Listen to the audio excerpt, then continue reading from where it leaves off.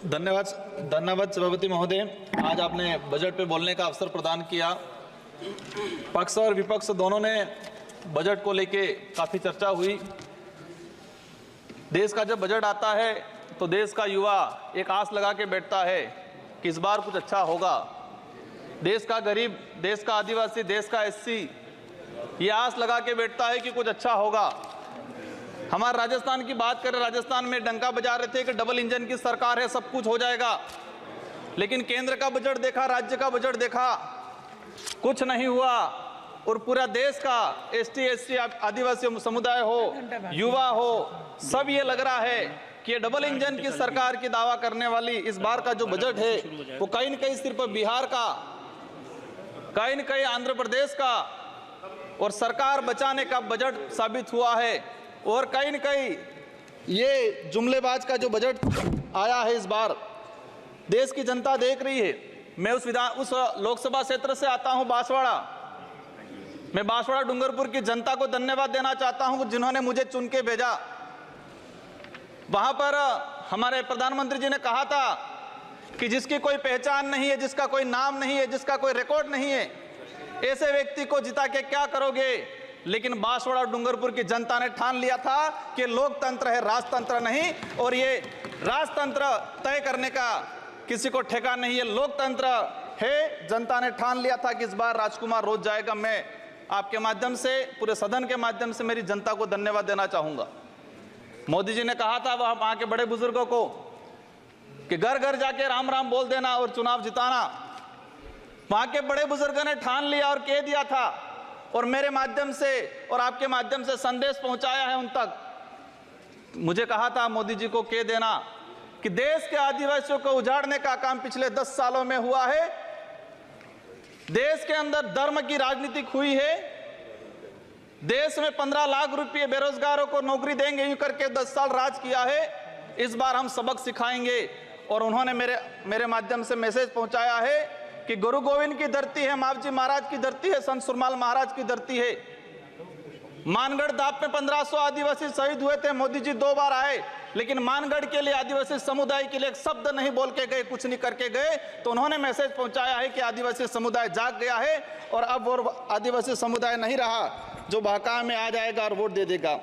माननीय सभापति महोदय, जो वर्तमान स्थिति बनी है बजट के अंदर, मैंने देखा धातुओं का खनन को लेकर उद्योगपतियों को टैक्स में छूट दी गई। लेकिन ये खनन कहाँ हो रहा है? धरती पे हो रहा है, हमारे देश में हो रहा है, पहाड़ों में हो रहा है, जंगलों में हो रहा है। और वहां पर जीव जंतु रहता है और आदिवासी समुदाय भी रहता है। लेकिन आदिवासियों के समय के आदिवासियों के लिए क्या प्रावधान किया गया? आदिवासी इलाके के अंदर देखा जाए, आदिवासी समुदाय बैठा हुआ है, उसको जमीन का पट्टा नहीं मिला हुआ आज तक, आजादी से पहले से बैठा हुआ है, लेकिन वो जमीन की बात करेगा। सभापति महोदय, यहाँ पर सत्ता को लेके होड़ मची रहती है, सत्ता पाने को लेके बोला जाता है। मैं जो कहना चाह रहा हूं, हमें सत्ता नहीं चाहिए, हमें हमारा अस्तित्व बचाना है, हमारा स्वाभिमान बचाना है, हमारा जल जंगल जमीन बचाना है।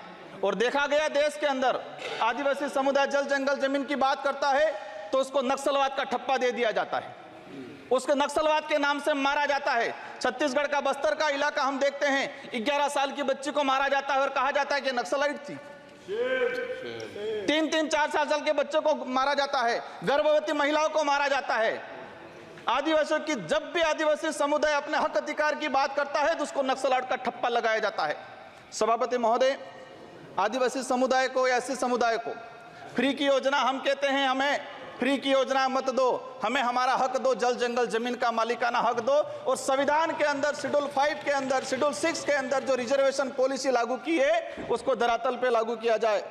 माननीय सभापति महोदय, मैंने देखा है भाजपा अलग अलग राज्यों में अलग अलग चीज कहती है। कई जगह कहती है बीफ खाओ, कई जगह मत खाओ। हमारे आदिवासी समुदाय को लेकर एक धर्म कोड की लंबे समय से मांग चल रही है कि आदिवासी समुदाय को अलग से धर्म कोड दिया जाए। आजादी से पहले 1871 से लगा के 1951 तक अलग जनगणना हुई है। आज आदिवासी समुदाय कोई ईसाई धर्म अपना रहा है, कोई हिंदू धर्म अपना रहा है, अलग अलग जगह बटा हुआ है। आदिवासियों की आइडेंटिटी, उनकी पहचान खत्म हो रही है। आदिवासी समुदाय अपनी पहचान बचाने को लिए लड़ रहा है और लंबे समय से कह रहा है कि आदिवासियों की अलग से जनगणना कॉलम होना चाहिए, धर्म कोड होना चाहिए। झारखंड के अंदर 11 नवंबर 2020 को झारखंड विधानसभा में प्रस्ताव पास हुआ अलग से आदिवासी धर्म कॉलम को लेके। वहां विपक्ष में भाजपा थी और भाजपा ने समर्थन दिया और कहा कि आदिवासी समुदाय धर्म व्यवस्थाओं में भले हिंदू हो ईसाई उसमें नहीं आता है, आदिवासियों की अलग परंपरा रीति रिवाज है, उनको धर्म कोड जारी किया जाए। लेकिन राजस्थान में अलग तरीके से माहौल बनाया जाता है। हम कहते हैं हमें किसी धर्म में नहीं रहना है, हमको आदिवासी हैं, आदिवासी रहने दिया जाए। माननीय सभापति महोदय, लंबे समय से देखा गया है, कहते हैं वनवासी, कोई कहता है कुछ और। हम कहते हैं हमारी जो आइडेंटिटी है, हमारा जो देखा गया है कई बार कि जो व्यवस्था बनी है उस व्यवस्था के अंदर हम कई बार कहते हैं हमें कुछ मत दो एजुकेशन को लेकर। नई शिक्षा नीति, मुझे लग रहा है अभी घंटी बजने वाली है, मैं 2 मिनट में मेरा समाप्त करूंगा। नई शिक्षा नीति के तहत यह प्रावधान किया गया है कि 6 साल का बच्चा होगा, इसके बाद उसको पहली क्लास में एडमिशन दिया जाएगा। माननीय सभापति महोदय, मैं कहना चाह रहा हूं, निजीकरण को बढ़ावा देने का तरीका है ताकि प्राइवेट संस्थाएं खत्म हो, सरकारी संस्थाएं खत्म हो, प्राइवेटकरण हो, ये कहा गया है। मैं अंत में एक ही चीज कहना चाहूंगा, मेरी लोग माननीय सदस्य प्रधान बरुआ जी,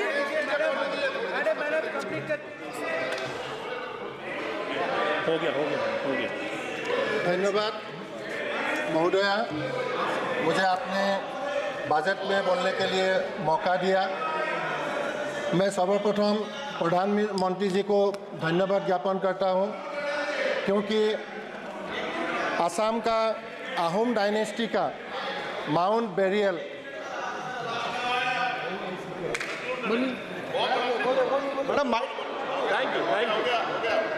मैडम, मेरे लोकसभा क्षेत्र के अंदर गुजरात और राजस्थान का बॉर्डर है, वहां पर माही और कड़ना बना है। मैं सरकार से कहना चाहता हूं, अगर आदिवासी समुदाय के लिए उस क्षेत्र के लिए कुछ करना चाहते हो तो इरिगेशन के तहत माही और कड़ना से प्रोजेक्ट तैयार करके उस इलाके के अंदर रखा जाए। अंत में आप सबको धन्यवाद।